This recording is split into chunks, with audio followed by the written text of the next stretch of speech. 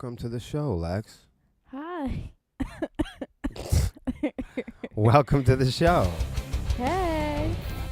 The Sepsiss Show. What's up? Welcome to the Sepsiss Show, Swarmies. So, in future versions of this show, of course, there'll be like a formal intro. Yeah. We gotta. We're I working didn't on think it. of one. We're working on it. Oh. We're working on it. Yeah. Who do we got? Oh, shit, Josh is in the house. What up, Josh? Yo. So, yes, this is our all very new and second. Is this like a second pilot episode, or is this an official episode?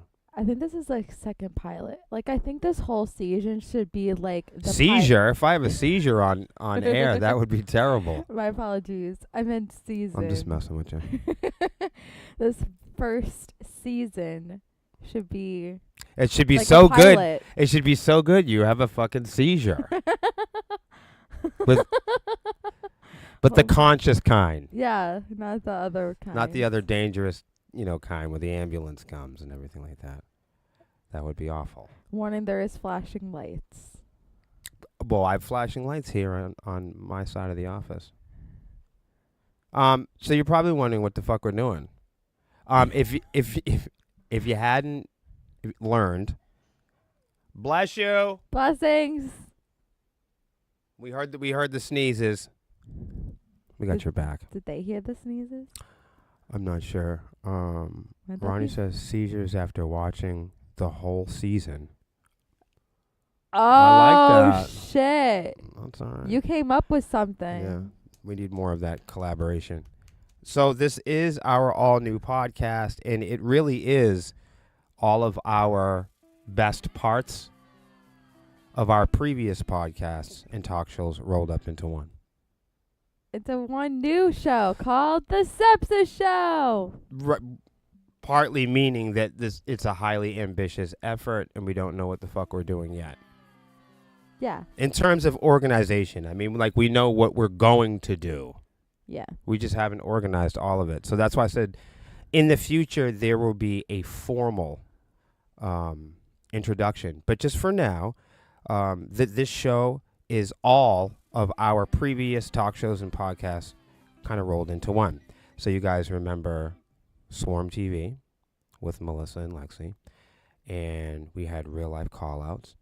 We did the documentaries Road to the Swarm, Road to the Throne, and Sepsiss Overdrive.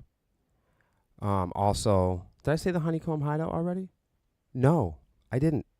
So the Honeycomb Hideout, and of course, one of my favorite shows, William versus the World, which I'm sad because now I can't do that yelling thing. Why? Why couldn't you do the yelling thing? Oh, maybe I'll do it just for the William versus the World segment. Yeah. Yeah, do this that. next segment, and then I can hit a button. Yeah. And then, wah. This next segment is whatever it is, and then I go William versus the World at the end. Yeah. This has been a segment Uh-huh. presented to you by blah, blah, blah. See what I'm saying? I'm working on it, and you guys are working on it with me. But this is a show, if you didn't read, it's about music, culture, and current events. Plus all of the good parts of our previous talk shows. So we're going to cover rock and metal. I think I have a list. Oh. I do. I told you. Cover a lot of stuff. Right. Music education, social media. Of course, we'll be doing some reels. We'll even be doing like stories on like relationships, psychology, science, climate, environment, current events. So it's an everything show. Yeah. But it will still have all of the fun parts. Holy shit. Kevin heard the sneezing. What? Which means this microphone is awesome. This microphone picks up everything. Melissa, don't say anything incriminating because everyone can hear you. Yeah. She didn't know that, but now she knows. Mm-hmm. Thank you guys for being here. Thank you, Nicole. Thank you, Kevin. Thank you. Oh, my God. Look, Loud's here. Loud Entertainment. What? How's it going, guys? Oh, my gosh. Shout out to Loud. Yeah, well, that's funny Hi. that Loud Entertainment is here because I was going to go over the show this past weekend. Did you have a good time? Yes. So if you didn't know, this past weekend we went to really sunny and beautiful Brattleboro, Vermont, and we played this past show with Saving Vice. It was their hometown or home region, Home state. home state, the house. Yeah. It was their home court, and with them was Major Moment, our friends Under the Horizon, and Scarecrow Hill. And as you guys know, we've been doing a lot of work and touring around with them in the region, at least, mostly sponsored by Loud Entertainment. And if you didn't know, Loud Entertainment is also our partners on Swarmy Fest Ooh.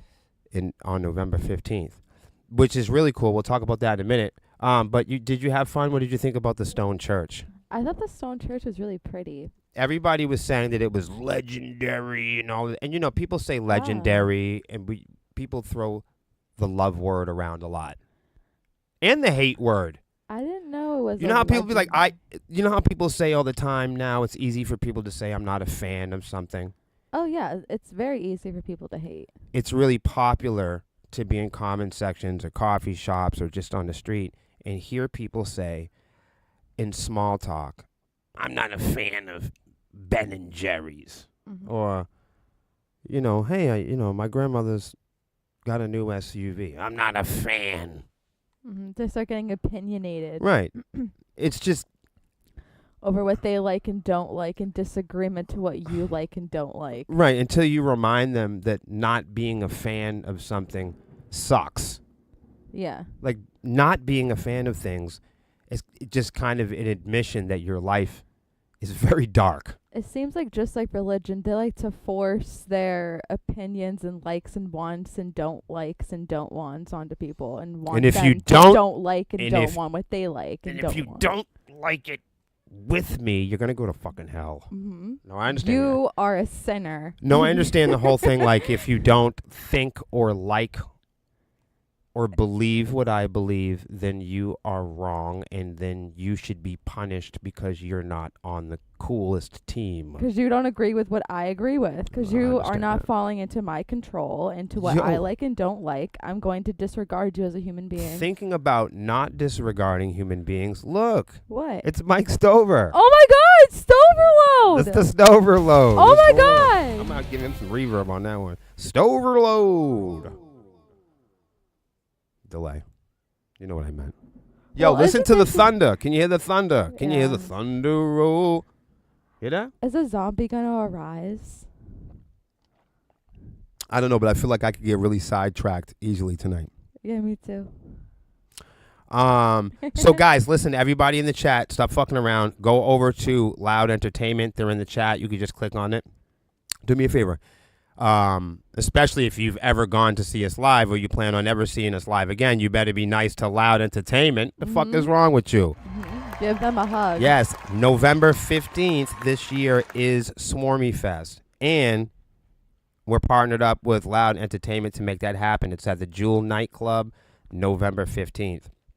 We're doing something new this year. We're doing something special. I can't tell you all the details and share all the bells and whistles. But if you guys didn't know, we released our first announcement.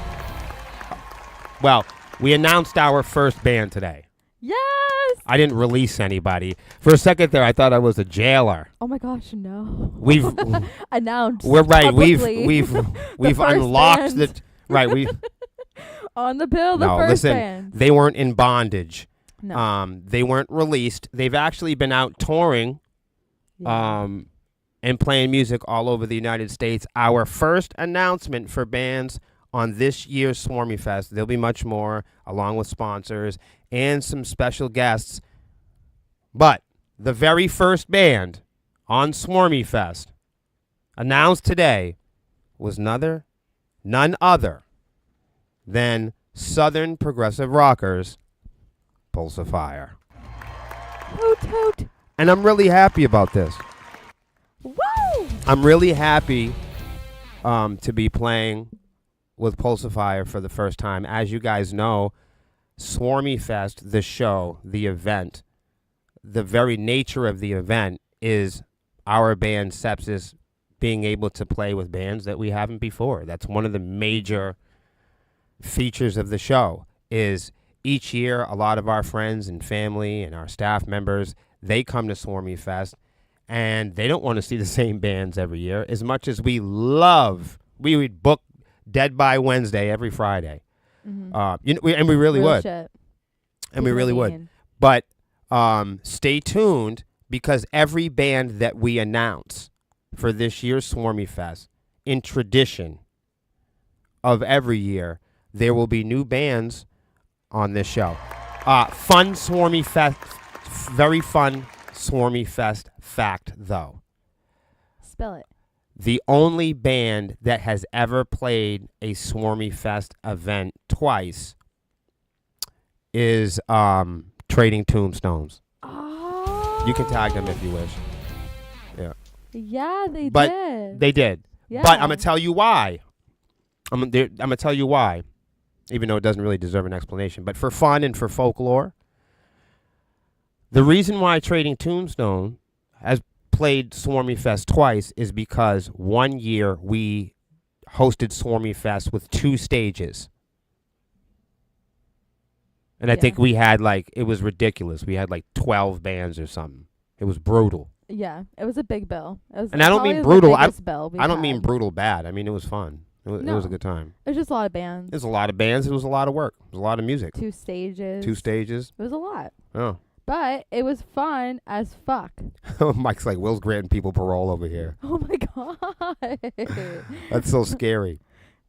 Yeah. That's one job I think I'd have to pass up. Parole officer. Not for me. No. I might be, you know what I would be? I think with myself more of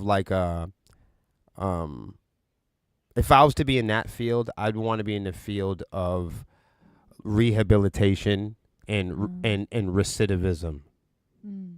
If you guys don't know anything about that, it's more. I don't think they pay people for that. Is what I'm saying. Mm. They really should. Yeah. Think about it. If we had role models to keep people out of prisons and stuff like that, there would be. Yeah. Then they wouldn't have to return over and over again for the same stuff. Mm-hmm. Mm-hmm. A reoccurring. That's all I'm saying. Mm-hmm. What else in other sepsis news? Let's not fuck around. Pulsifier.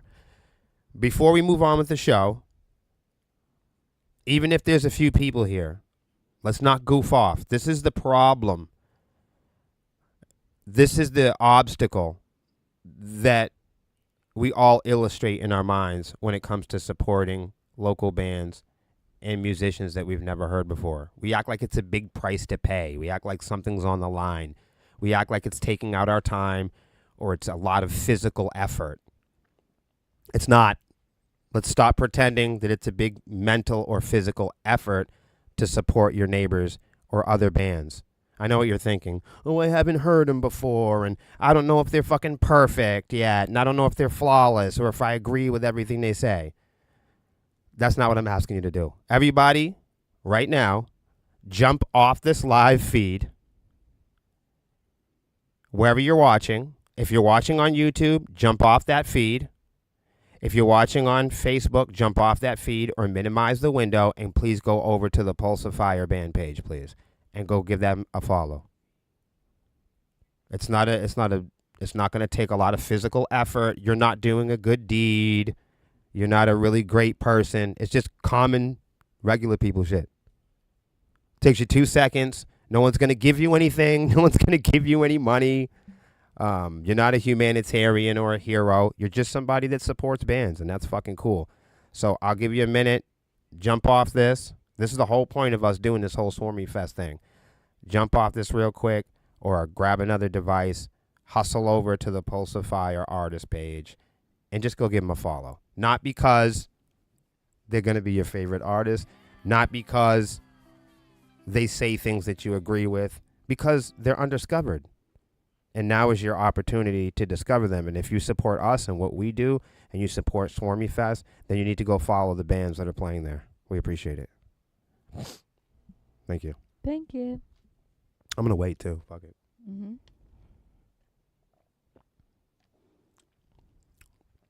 Thank you, Loud. It's not it's not a punishment. It's fun to follow bands. Yeah, you get to find new music and stuff. And they do fun stuff like we do. I've seen a couple of their videos touring around. Mm-hmm. Yo, see. Thank you, Sonic. That is real. And I mean, and that's excuse me, sorry. That is what we're missing. Not just in the music scene. That's what we're missing at the farmers market. That's what we're missing at the local bodega. That's what we're missing, is that neighbor, business to business love and interaction. That's what Swarmy Fest is all about. We have enough corporate success in the world. Swarmy Fest and what we do is about supporting our neighbors and supporting smaller bands and smaller businesses and side hustles and hobbyists and people that are passionate. Yo, Ronnie, that's huge. Yo, thank you guys. Thank you so much. And hopefully down the line, you'll see something in the feed that makes you smile, or you'll hear a song with them, or you'll come to Swarmy Fest and make a connection. Swarmy Fest is November 15th. We're going to be announcing more bands. I'm going to be announcing sponsors soon. And I'm going to be announcing more acts. I think we'll probably wind up doing a lot of the announcements on Wednesdays and then follow up with the Sepsiss show, right? Doesn't that make sense? I like that. That's really cool. I feel like it just fits. Mm-hmm. It's a good segue into everything. Yeah, and it's midweek. So it's like... And we'll be talking about it, so it's nice to be like, hey, it's our previous post. They can go to the previous I feel post. like it also reminds me, because I'm such a stoner, if I do it all in one day, I'm going to bring all my work closer to me, and that way I'll be less frantic. Yeah, it's a straight line. Oh, I love that. We were learning about that last night. We're learning more about stuff, everybody. Mm-hmm. It's at Jewel. You guys know how we do it. I'm going to give you a quick breakdown of the weekend so you don't think I'm crazy. It's a lot to say. I have to put this down. So, Swarmy Fest, for some of you, Swarmy Fest is only the Saturday, right? November 15th. Traditionally, that is the event. You can buy tickets for the event right now, and I suggest that you do. Pre-sale tickets are only $12. It's impossible for you to see the lineup that I'm about to show you for $12 anywhere else. It's $12 pre-sale right now. It's $20 at the door, so you're catching an unbelievably huge savings. 12 pre-sale, 20 at the door. And guys, it's early. So you guys got some time. You have time to make some plans. You have time to make reservations. You have time to buy a couple tickets and hold one for a friend.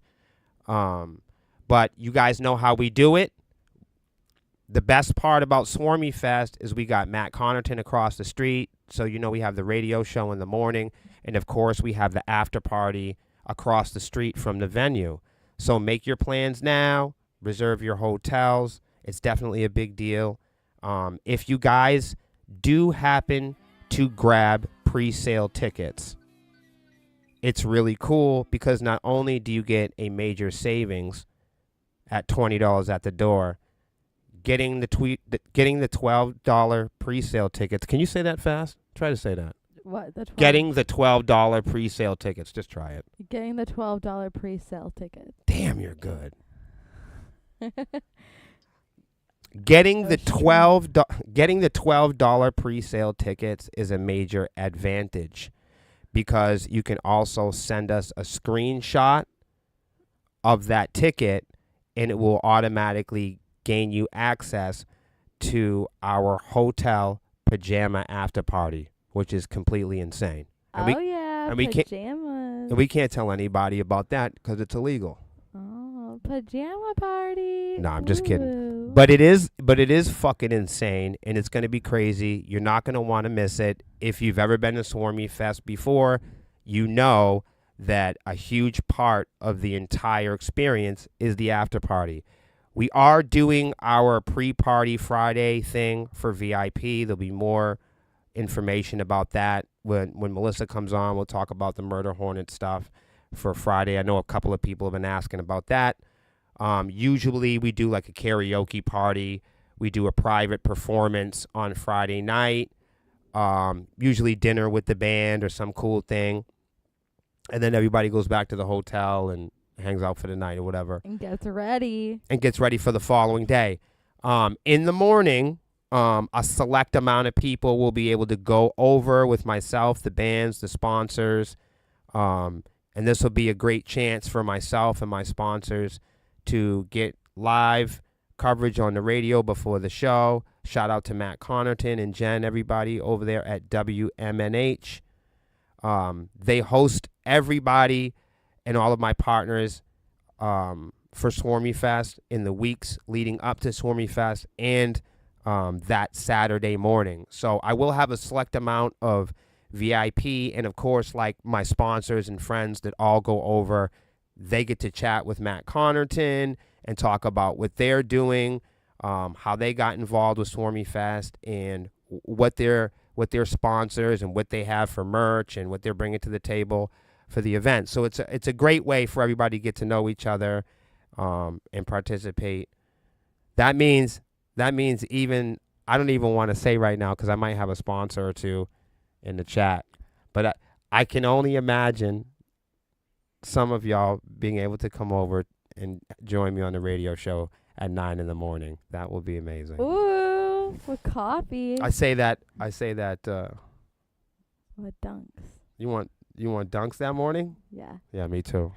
Do you know? I don't think, and wait. I think Jen would kill us. I was just about to say, I don't think we're allowed to have drinks in there. I think there's the one place we can't do any of those things is in there. Yeah.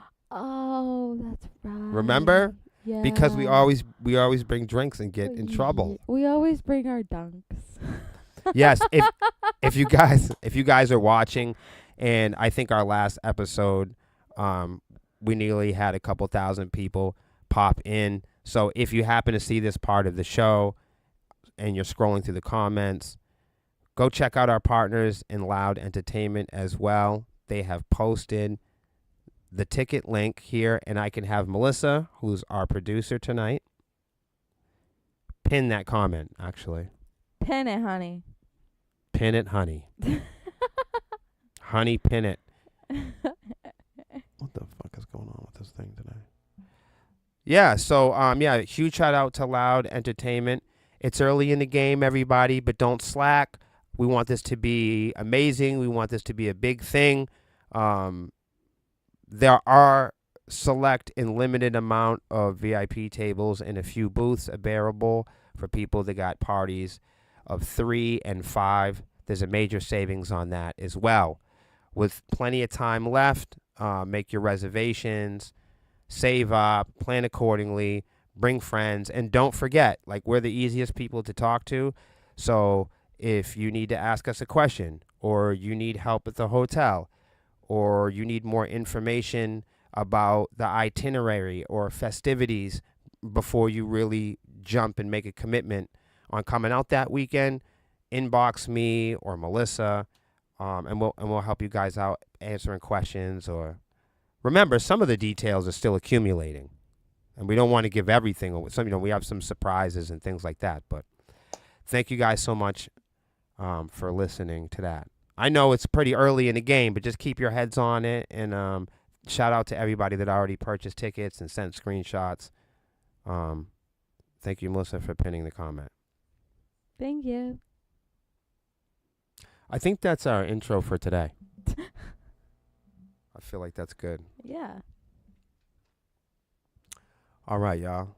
Let's go to our first article. How's the audio? Does the audio still sound all right? How are we doing? I feel like this is a really good one, too. Yeah. Especially, with Loud Entertainment in here, I feel like this is a really good article. Maybe you should stick around. This is perfect. So, guys, check this out. Gene Simmons says, "Don't blame corporations. Rock fans killed the music industry." Before we get into this, Lexi, what do you think this is about?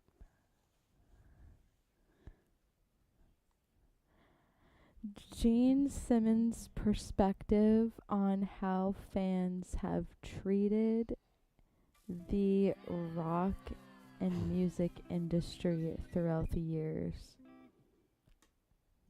And what do you think that pertains to?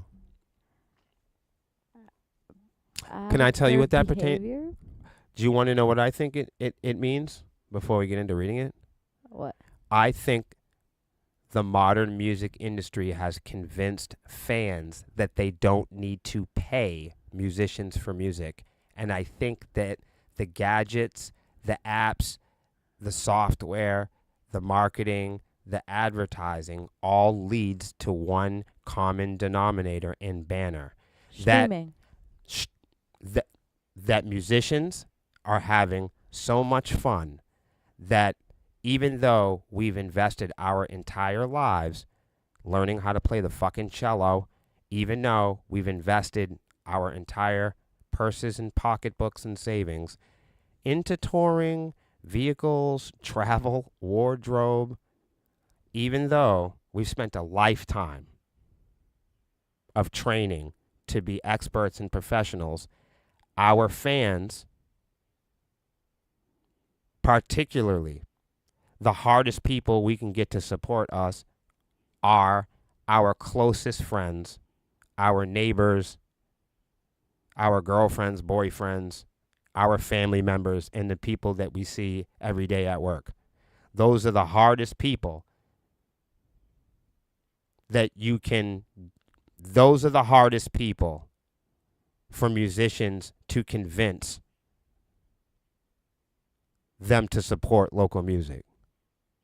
It's nearly impossible for musicians to convince their best friends, their neighbors, their coworkers, even their moms and dads to hit a show once a year or to play a couple songs. Because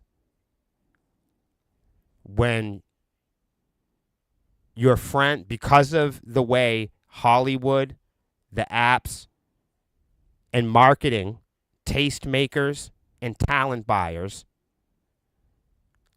the way that they showcase and advertise artists is as if we are always discovered, as if it's a fluke, we're at the right time in the right place, and we're having far too much fun doing whatever we're doing to get paid for it.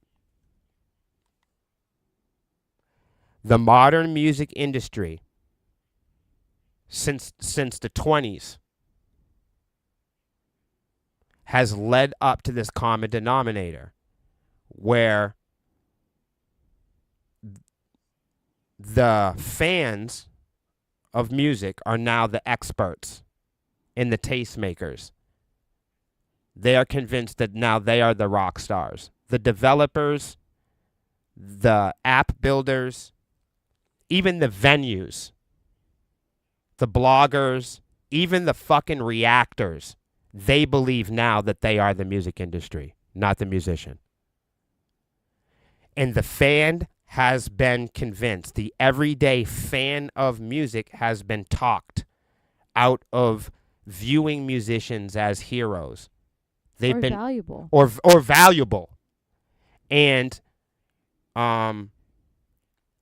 if people support you, they're doing you a favor. You know, if people listen to your music, they're doing you a big fucking favor. It's a charity. Right.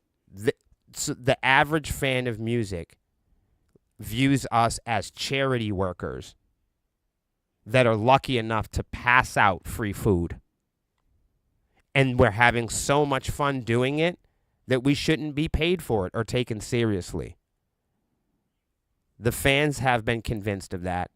And the musician has been convinced that they're not a musician unless they go through a checkpoint of manufactured success. Is your music on Spotify? Have you been reviewed by these bloggers or magazines? Are you in Metal Archive? Did you hit the billboards? Or have you charted yet? None of these things really prove that you are not a musician, but the musician at one point was just a street performer. And he had a whole bunch of people around him. And he was playing fucking music. And people were putting money in the hat. And there was nobody else to go through. The street performer was already on the street playing music. There were no middlemen. There was no Spotify. There was no venue. There was no accounting. The only thing you had to do to be a musician is play fucking music. The only thing that authenticated you past that point was people liking it. And then various degrees of that. People being able to memorize your lyrics or dance to it or whatever have you, or cover it. That's the ultimate sign of flattery, right? Is when people learn your music to the point where they start covering it. Everybody knows the greatest song in America, the most expensive song in America is the remix.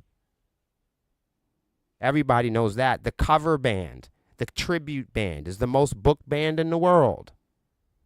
Elvis Presley impersonators and Michael Jackson. But the point I'm trying to make is at one point, the street performer just performed, and the only thing that he needed to authenticate himself was his music and the occasional person that liked it. The people that reacted to him were not the industry. Okay? And then the street performer at one point was performing. And a bad actor walked into his life. And he said, hey, man, you know, you're not a real musician. You don't have a big audience yet. You don't have millions and billions and trillions. Here, give me your music. Give me your performance. Let's take it out of the street and you put it on my stage. You'll get under the lights and you're going to have a new audience. And through me, you're going to be authenticated. And now you're going to be a musician. You're going to be a real one. And the foolish musician goes, damn, I only got 10 people over here. If I go over there, you know, I might have 20, 30 people in the club. So now he goes through tastemakers to get in the club. And then one day somebody in the back of the club goes, hey, man, I've been listening to your music in this club for a year. I think you're a big fucking hit. You're a huge star. You know what? These live performances aren't going to cut it. We got to get you in the studio. Let's take what you do in reality and let's take a snapshot of it. And then you're going to give it to me and we'll register it as a piece of property. And then I'll own a piece and you own a piece. Now, remember, prior to that, the only thing that a musician needed to authenticate himself, the only booking agent or accountant he needed was himself. And that happens at every layer and department of the fucking music industry. That is the music industry. Creating devices, jukeboxes, players, and media types and files. Right? And then negotiating with the musician to give up their likeness, to give up their original material, to have another person own a piece of it.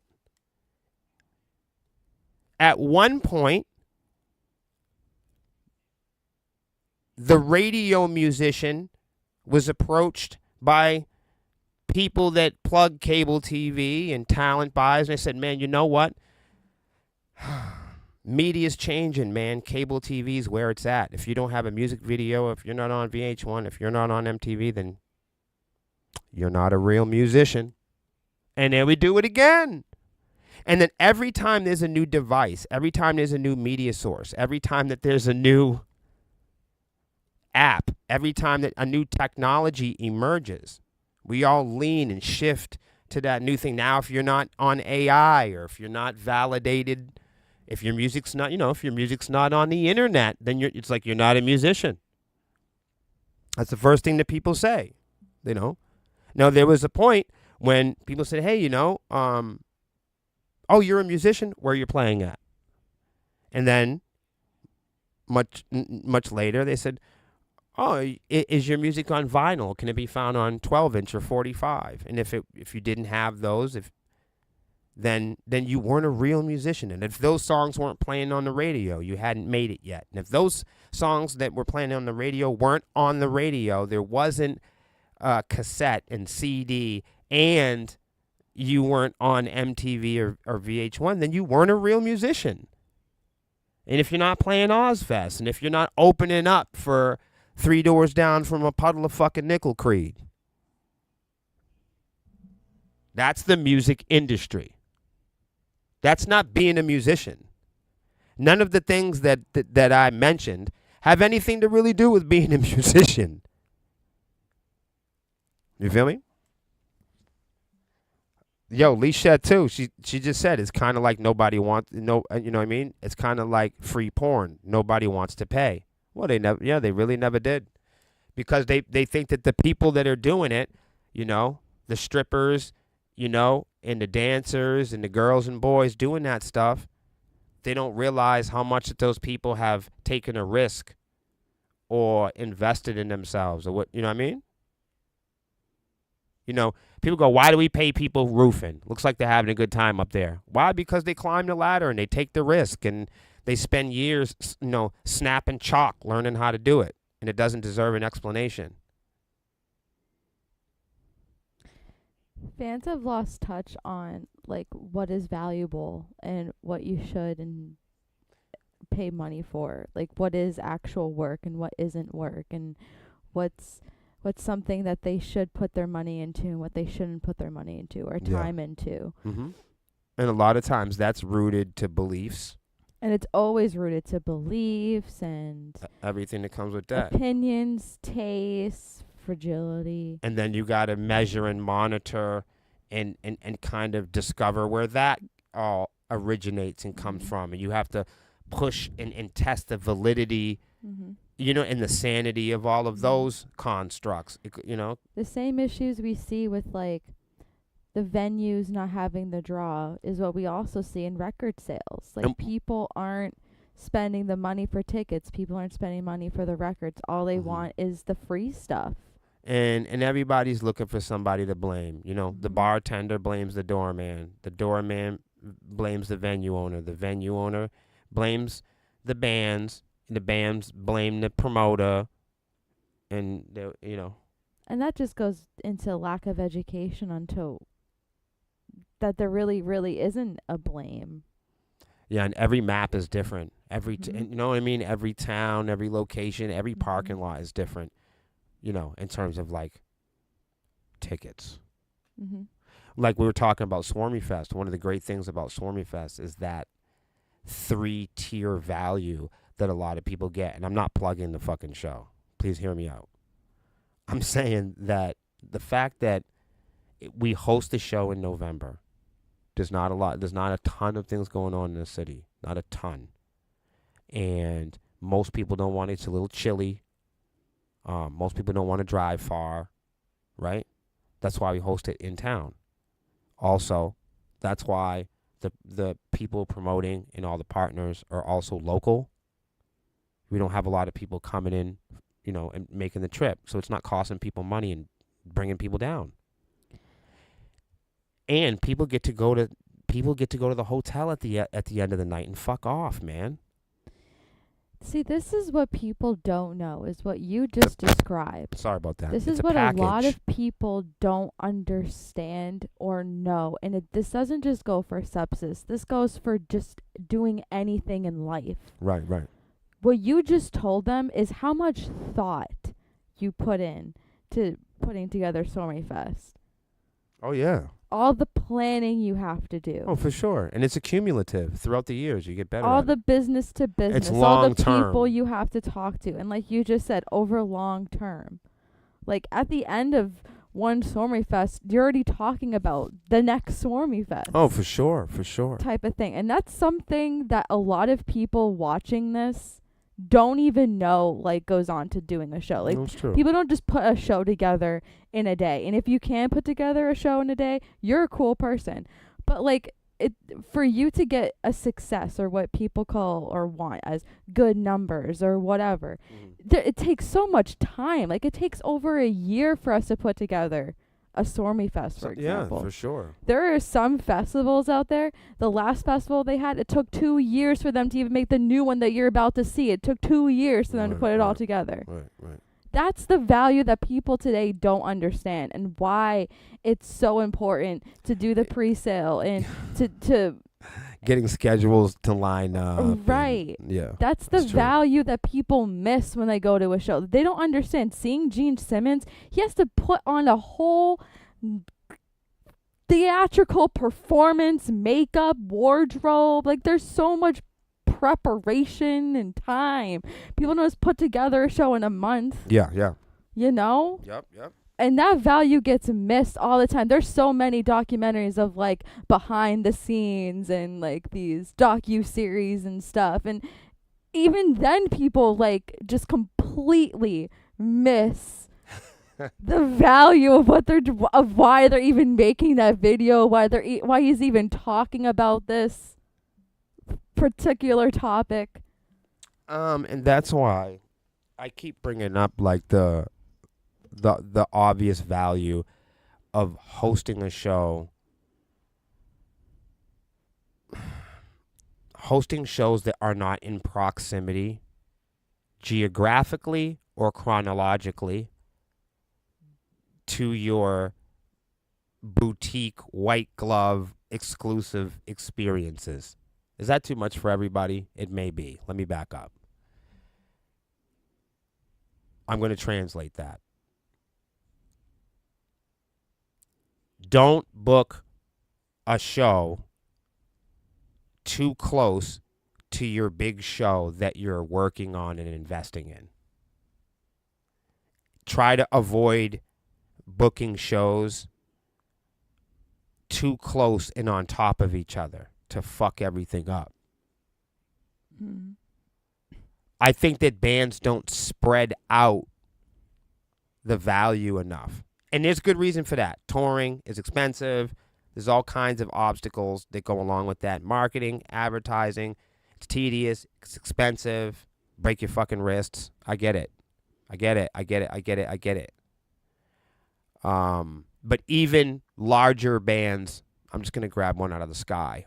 Let's not do too big. Let's do a smaller one. Non-Point. They're a huge band to us, right? But they might not be considered fucking massive, right? Bands that size, or even a little bit bigger, like, let's go a little bit bigger. Seven Dust, right? That's a big band.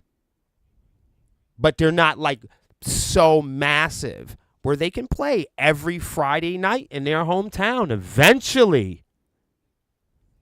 Even Seven Dust, if they played their hometown and they played the same bar, if they overplayed the same bar on a Saturday night, even where all their best friends live, people would stop looking at it like a luxury, dude.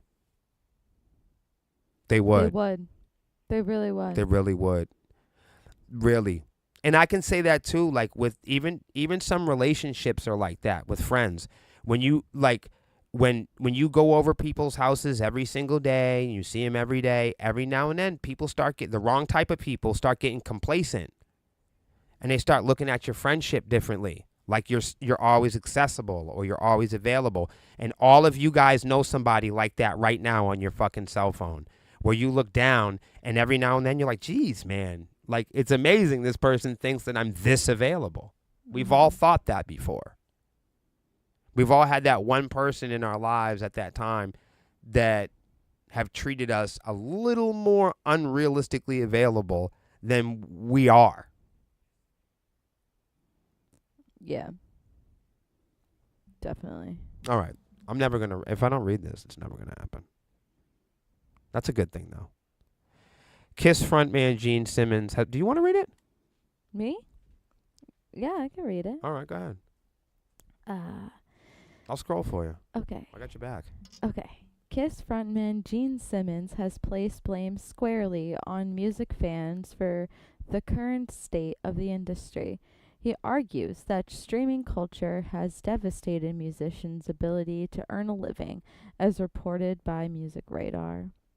Simmons addressed the challenges facing new bands in today's streaming dominated landscape. He also discussed the economic realities of modern music distribution. He says, quote, "A lot of bands, unfortunately, are caught in a catch-22, Simmons said. He says also, quote, "I've got 100 new songs. We're releasing a song a month. All that stuff. But it just goes on the internet. And they hope people stream it among hundreds of millions of choices." He highlighted the stark financial reality for artists trying to make money from streaming platforms. And even when it's streamed, he says, you'll have to get 1 billion streams to make, 10 or 20 grand, he continued. He says also, quote, "So it's very difficult. Musicians make a very good living. At least the big ones do. So you don't think they're being shortchanged. It's the new bands are really being shortchanged." Simmons drew comparisons between the music industry and traditional employment structures. He says, quote, "There is a minimum wage in most industries, He said if you're a construction worker, you're guaranteed a certain amount. There is also a retirement plan and a pregnancy plan and all that stuff to support the working class." That's interesting that he put that in there. He says also, quote, "But there is no minimum wage for songwriters and bands." Yo, hold up. You've said that before. You said that before. Yes, and I would like to be, I would like to take the credit for being brilliant. Hold on, but I'm not that smart. At least not in this particular circumstance, because there was a House bill that was introduced. That was a plan for a musician's minimum wage, and that's how I learned about it. Oh. You know me, I keep it real. And because it doesn't do me no good taking the credit for it, because I'd rather people go learn about what this shit really is. If I say that I made it up, people are going to be like, Will's making shit up. Right. If people are going to look at me and be like, there's no fucking way that guy is going to say something. You know how people are. You people man. on the internet or something. Right. Right. There's going to be somebody out there that looks at my purple hoodie or the color of my skin or the way that I talk, or they're going to just be having a bad attitude that day and go, that guy doesn't know what the fuck he's talking about, because I'm a guy talking on the internet, and it's understood. Yeah. Anyway. You people. Moving on. In fact, it's the wild, wild west. It's not even a pretty penny. It's something like 1/100th of a penny per stream. It's insane. And whose fault is it? The answer is the fans, he says. Oh, he's cold-blooded. The Kiss bassist then used a supermarket analogy to illustrate his point about fan behavior. Oh dear. Oh shit. Oh dear. Here we go. This is fucking crazy. Okay, scrub just a little bit. I got you. Okay. I just realized that's what happened. Does it need to be down like that? Like that. Okay, cool. He says, quote, "It wasn't the corporate world because they were giving us money," Simmons explained. No. It was the fans who decided to break into the supermarket and just take whatever they wanted to without paying for it. So the farmers out of business, the trucks that brought everything to the market are out of business. The supermarkets that were the 24 hours a day, out of business. All out of business because people decided, I'm going to have fruits, vegetables, a quart of milk, and walk out. And oh, I'll pay something. Here's a penny. Simmons' harsh assessment, I love him. Simmons' harsh assessment of the current music landscape reflects his broader concerns about the industry's fundamental transformation over the past 2 decades. Rock and Heavy reported that Simmons had previously described the music industry as broken with no backbone. Woo!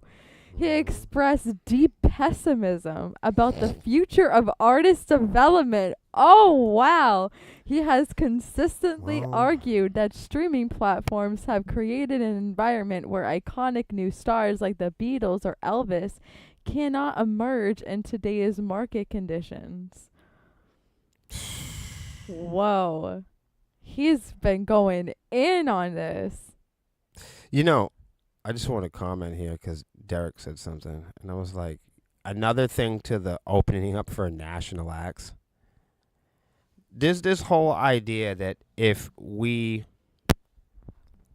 there's a whole amplified illustration that big bands and large companies are in the business of building their future competitors. And it's like you don't really see systems or industries that are in the business of developing the kind of talent that's going to take over. So I've never understood the business model of opening up for national acts because national acts aren't in the business of developing little bands. No, they just needed a band on the bill because no one was going to take the spot for the band that got on the bill. Those guys have bills to pay and families at home, and they have food to put on the table in their own homes.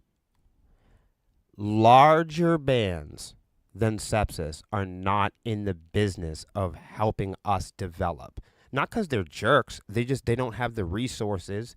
That was never their plan. It's not any band's plan to go out on tour and find undeveloped bands and become talent buyers and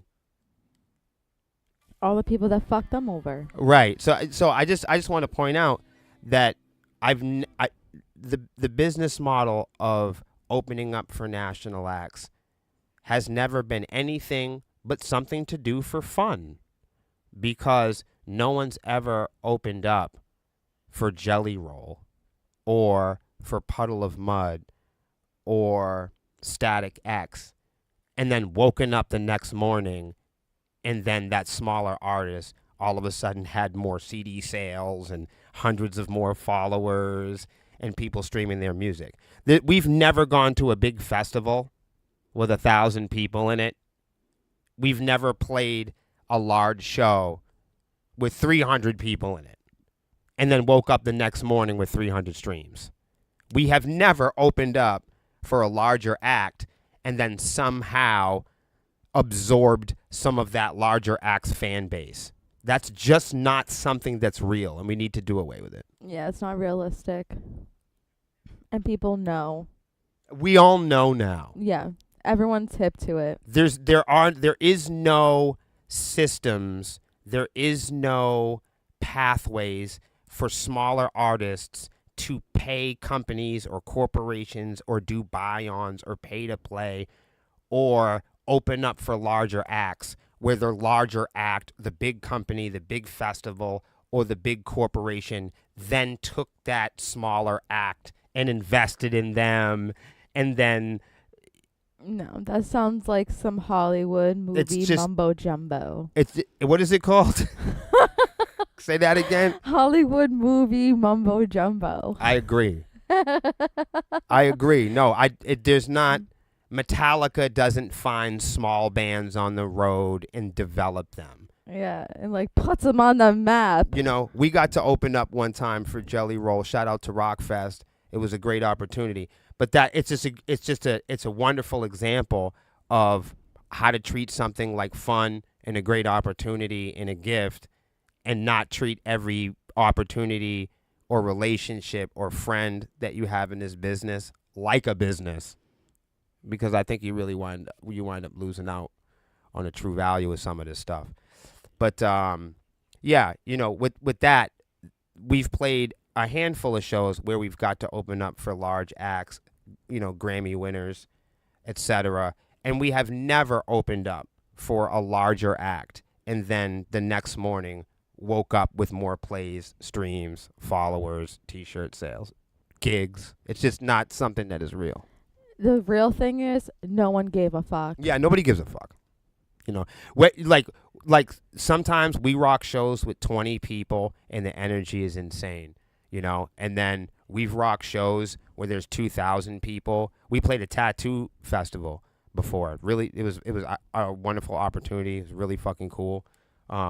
We probably had 200 or 300 people in front of the stage, but the building was packed with people getting tattoos. And it was just like, it was a learning experience, because before we went there, we were like, oh, this is going to be so much fun. We're going to be playing in front of, 2,500, 3,000 people. But when we got there, we probably played in front of like 10% of that. But what's the beauty of it? Would it have been awesome if every single person would have been there or noticed us? Hey, maybe. But what is important is that out of the 200 people that were there and stopped to watch us, those were the ones that actually did. The other 2,500 people were there. They went there for other reasons. So if we could get 1%, if we could get 200 people to watch us, then I feel like we did a good job. And it was a great show. We had fun. And everybody did a great job. It was optimistic. We got great photos. And we met people. And I wound up walking away really happy, except when we had to carry our amplifiers through Boston. That was difficult. We had to walk so far. Yeah. That by the time we got there, and it was like about 100 degrees out. We were sweating. And we were carrying amplifiers up the alley. In Boston. I mean, it was in the middle far. of Boston. And it was far. And I just ran out of gas up there. I remember we had to bring all the gear up all the way up that skyscraper. Oh my gosh. Remember that? How did we not break the elevator? How did I not break me? In the meantime. We were carrying. I mean, that's just when we switched over to head rushes. But so what? That was back when you were bringing the head rush speaker. Didn't we just throw all the gear on the street and just were like, somebody go get the cars and we're just gonna go for it? Yeah. That's what happened. It made for an even faster load out. Us doing it that way. Noted, if you're in Boston, load out and then park. If you're in Boston, your vehicle is the load. Load and get the fuck out of there. I don't know what to tell you. I don't even like playing. If you're from Boston, please don't get mad at me. I hate playing Boston. There's nowhere to park. There's nowhere to fucking park. You need shots. And you can't. Is that it? So we were right. Is that the end of it? I don't know if that's just the end of it. And that's just the end of it. He said, y'all are doing good. Keep it going. Hire a road crew. We don't have any money. Right. What am I going to pay him in? Shoelaces? Wait, hold on. We're short on those, too. No, we can't. We just, are you kidding me? We just downsized. We don't have any money for that. We can't hire anybody. We'll pay them in air. We'll have to pay them in performances. Right. No, we're not a big enough band to hire a big crew like that. I would like Metallica. Right. I would not hire a road crew. I would, if I had the money, I would buy a transportation. Yeah. Yeah. If it was rented or came with a blow up driver, I don't know what version it is. A blow up doll. Hey, well, maybe if we're ever playing in North Carolina, maybe we'll have some salary. Whoa. I don't know what that means. Wait, salary or celery? Celery. I love celery. That's what I said. Oh. Wait, fresh celery? From the garden. Sure. Woo. Let's do another another jam. Another jam. Jam bam. I feel that that's the end of that. Yeah. How And do you that's feel just the about end that? of How it. do you feel about that article? Was it what everything you thought it would be? Everything I thought it would be, yeah. It was. It was about streaming. Honestly, It's all the it's all stuff about we the say. I was supposed to say, it's all the stuff we've talked about. It's all the stuff even he's talked about in his book, He's tired of it. Me Inc. Yes. Like, he's been tired of this since 2005, it seems like. I see it. And you know what? I agree with you. Go buy a CD. This is. You want to read this? Yeah. This is from Loud. Do you want to read it? Can you read that? I have to, That might be go tough. over. Is that tough? I have to. Whoa. Whoa. I got it. Whoa. Clean up aisle 7. It's a good thing I drank that. You see, 7.5. Yeah. on the Richter scale. Mhm. Give yourself to the Lord Jesus Christ, boy. No. Yeah, you came to the wrong channel. Yeah. No. Oh no. We gotta block you.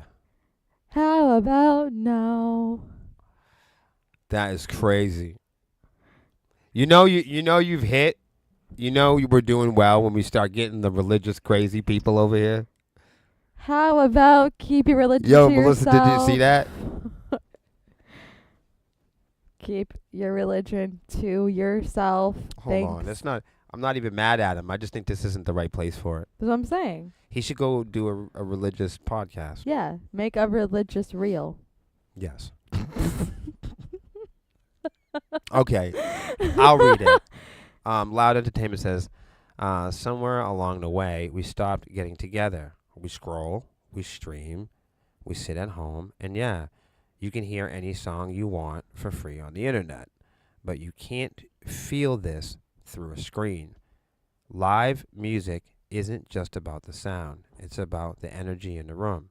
It's about the smiles from strangers, the shared shouts when the chorus hits, the heartbeat of the bass in your chest, the stories that we all take home. We are human. We need to laugh together, sing together, dance together. We need to look forward to the weekend, get dressed up, go to see a show with friends, old and new. So here's your invitation. Step away from the feed, put your phone in your pocket, come join the noise, the lights, and the crowd, because life is better when we're living it together.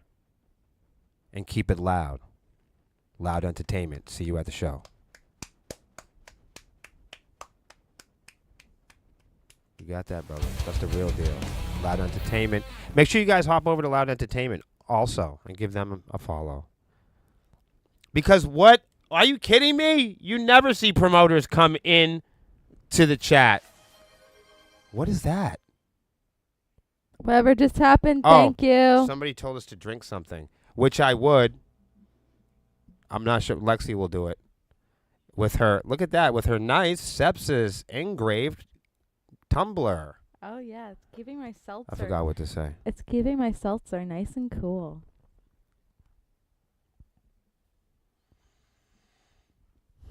It is very interesting.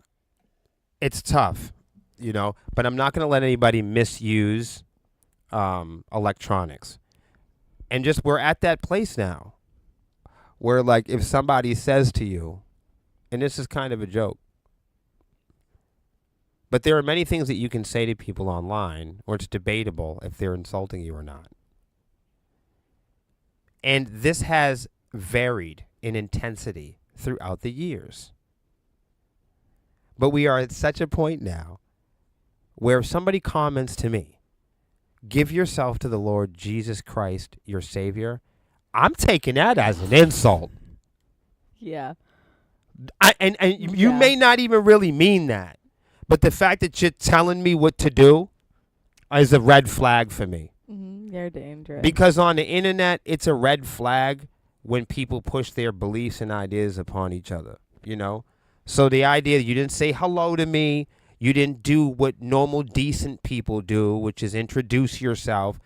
The way that you thought you was going to come at me in a comment was tell me to submit to an invisible spirit. That's not a great way to make friends with me. You know what I mean? And I'm not getting into truths. I don't do the Loch Ness. I don't do boogeyman. I don't do Bigfoot. I don't do fucking aliens. I don't do conspiracies. I'm not a Democrat. I'm not a Republican. I don't do religion. I don't do fucking politics. I don't fucking polish the Constitution. I don't fucking... What's the other one? Listen, two things you're not going to catch me doing. Talking to invisible three things you're going to catch me never doing. Talking to invisible fucking people, petting my bald eagle, or polishing the Constitution. Don't involve me. Pet your bald eagle somewhere else. Yeah, go pet your bald eagle somewhere else.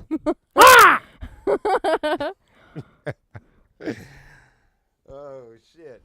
Anyhow. We like songbirds in this woods. Right. Wink, wink. That was funny. Okay, how we found tea on her spilling user's driver's license in less than 10 minutes. Well, snapper. Have you guys heard of this? It's called Tea on Her. What? Yeah. What is this? You're going to love this shit. For an app all about spilling the beans on who you're allegedly dating, it's ironic that Tea on Her was spilling the personal information of thousands of its users on the open web. Oh, Snapple. Right. Tea on Her was designed for men to share photos and information about women they claim they have been dating. But oh my goodness. Yes. But much like Tea, the dating gossip app for women was trying to replicate.